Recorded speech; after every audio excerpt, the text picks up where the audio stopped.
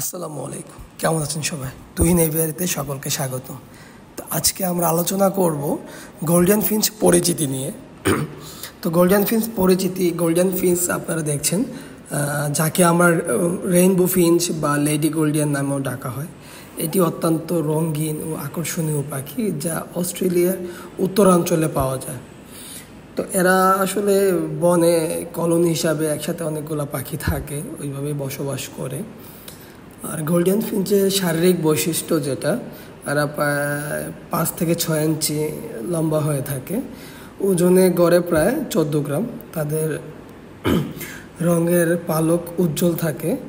তাদের মাথায় সাধারণত 3টি রঙের হয়ে থাকে, যেমন কালো, লাল, তারপর হচ্ছে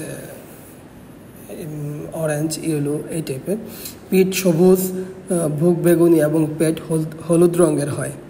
পুরুষদের বেগুনি, বুক উজ্জ্বল, যাদের স্ত্রীর বুক কিছুটা ফিকে বেগুনি হয় আর কি। আর ছোটো বাচ্চারা সবুজ ধূসর রঙের হয় এবং ধীরে ধীরে বাচ্চাগুলা প্রাপ্তবয়স্কর মতো রং ধারণ করতে থাকে।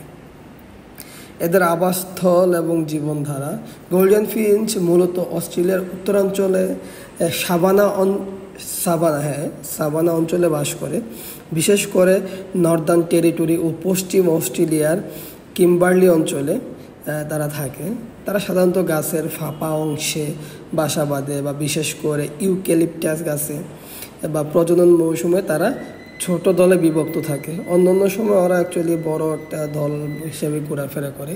তাদের প্রধান খাদ্য বীজ হচ্ছে ঘাসের বীজ, বিশেষ করে সিড মিক্স, অনেক ধরনের বীজ থাকে। তারা তাদের প্রতিদিন দেহের ওজনের প্রায় 30% খাদ্য গ্রহণ করে থাকে। আর গোল্ডেন ফিঞ্চের প্রজনন ও আচরণ যেটা হচ্ছে, ওরা ফিঞ্চ সাধারণত শুষ্ক মৌসুমের শুরুতে প্রজনন করে।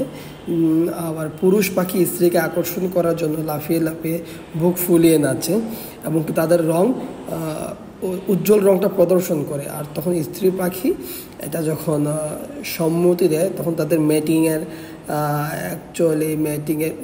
1 সপ্তাহ পর ওরা ডিম দেওয়া শুরু করে। তো বাচ্চা হওয়ার পরে প্রায় 19 থেকে 25 দিনের মধ্যে বাচ্চা বক্স থেকে বের হয়ে যায়। আর 40 দিনের মধ্যে বাচ্চারা মোটামুটি সেলফ ফিট হয়ে যায়, স্বনির্ভর হয়ে যায় আর কি। আর পোষা পাখি হিসাবে গোল্ডেন ফিঞ্চের ব্যাপক জনপ্রিয়তা